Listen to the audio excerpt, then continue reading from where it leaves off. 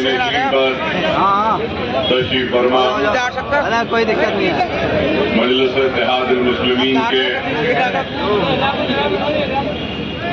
ریاست راجستھان کے صدر ہمارے لقمان خان صاحب، وائس پریزیڈنٹ فر اختر صاحب، امیدوار مجلس اتحاد المسلمین آدرش نگر کاشف زبیری صاحب، لقمان خان صاحب،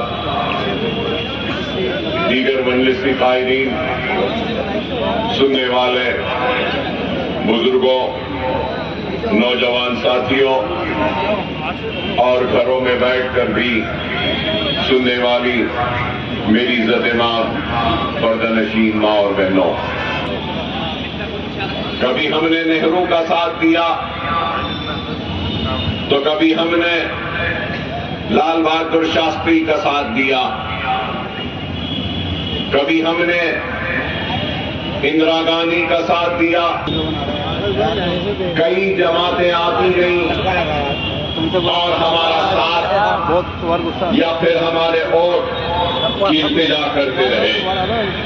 نہرو سے لے کر لال بہادر شاستری ہو، لال بہادر شاستری کے بعد اندرا گاندھی ہو، یا پھر اندرا گاندھی کے بعد مرادی دیسائی ہو، یا پھر اس کے بعد راجیو گاندھی ہو، یا پھر آئی کے گجرال ہو، چندر شیکھر ہو، یا وی پی سنگھ ہو، یا پھر نرسمہا راؤ ہو، یا دیوے گوڑا ہو، یا پھر منموہن سنگھ ہو، کوئی بھی ہو، اور آج کے وزیر اعظم نریندر مودی ہو، ہر کسی نے ہر وقت وعدہ کیا ہم ایسا کر دیں گے، ہم ویسا کر دیں گے، مسلمانوں کی پسماندگی کو دور کریں گے، ہندوستان سے غربت کا خاتمہ کریں گے۔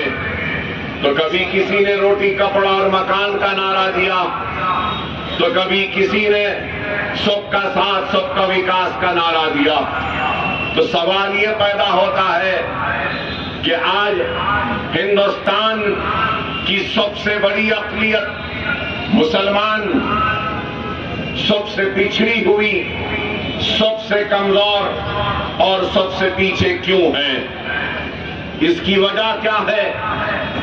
میں بڑے ہی معذرت خواہی کے ساتھ معافی چاہتے ہوئے یہ بات کہ کوئی کھیلتا ہے تو کبھی کوئی کھیلتا ہے، کبھی اس کے پیر میں تو کبھی اس کے پیر میں۔ آخر ہمارا مستقبل کب ٹھیک ہوگا؟ ہمارے حالات کب ٹھیک ہوں گے؟ یہ ایک سوال ہے۔ اور اگر آج ہم ہندوستان کی سیاسی افق پر نظر ڈالیں گے اور دیکھیں گے تو ہم کو کیا نظر آئے گا کہ ہر طبقہ، ہر سماج، ہر کسی کی اپنی آواز ہے، ہر کسی کی اپنی سیاسی پہچان ہے۔ میری مراد ہے تو اس بات سے ہے کہ ہندوستان میں برہمن سماج ہے تو ان کی سیاسی طاقت ہے، ہندوستان میں پنڈت سماج ہے، پنڈت کے لوگ ہیں تو ان کی ایک سیاسی آواز ہے۔ آگے لاؤں، میرا کام ہے کہ کمزور کو طاقتور بناؤں، میری ذمہ داری ہے کہ جو سب سے پیچھے ہے اس کو آگے بڑھاؤں۔ کوئی بھی ریاست اس وقت تک ترقی نہیں کر سکتا یا ترقی یافتہ یا سپر پاور نہیں بن سکتا جب تک کہ اس ملک، اس ریاست، اس شہر کے ہر رہنے اور بسنے والوں کو اس بات کا احساس نہ دلایا جائے کہ تم بھی ترقی کے حصے دار ہو، تم بھی طاقت کے حصے دار ہو۔ اگر کوئی آج یہ خواب دیکھ رہا ہے کہ ہندوستان کو ترقی یافتہ بنا دیں گے، ہندوستان کو سپر پاور بنا دیں گے، تو اس خواب میں میں بھی شامل ہونا چاہتا ہوں۔ مجھے دور رکھ کر اگر کوئی یہ خواب دیکھتا ہے تو اس کا خواب پورا نہیں ہو سکتا۔ یہ حقیقت ہے، یہ حقیقت ہے، لیکن اس حقائق کو کوئی قبول کرنا نہیں چاہتا۔ نشاندہی کی کہ ہندوستان میں ایس سی ایس ٹی اور بی سی سے بھی اگر کوئی پچھڑا ہوا ہے، کمزور ہے، تو وہ ہندوستان کی سب سے بڑی اقلیت مسلمان ہے۔ گوپال سنگھ کی رپورٹ آئی، نے اپنے فائنڈنگز اپنے رپورٹ میں ریکمنڈیشن بھی دیے اور کہا کہ مسلمانوں کی تعلیمی پسماندگی کو دور کرنے کے لیے یہ کرو، مسلمانوں کے بستیوں میں ترقیاتی سرگرمیاں لاؤ۔ انہوں نے کہا کہ مسلم بستیوں میں بینکس لاؤ، لیکن نہیں ہوا۔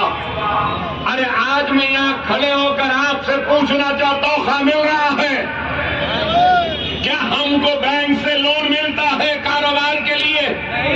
کیا ہمارے بستیوں میں ترقیاتی سرگرمیاں آتی ہیں؟ نہیں آتی۔ جب کبھی بھی مسلمان اپنی ناانصافی پر برہمی اور غصے کا اظہار کرتا، کمیٹی بنائی جاتی اور کمیٹی بنا کر مسلمانوں کے غصوں کو ٹھنڈے کرنے کی کوشش کی جاتی، اور اس کے بعد بھی غصہ ٹھنڈا نہیں ہوا تو فسادات ہمارے قسمت، ہمارا نصیب بن جاتی ہے۔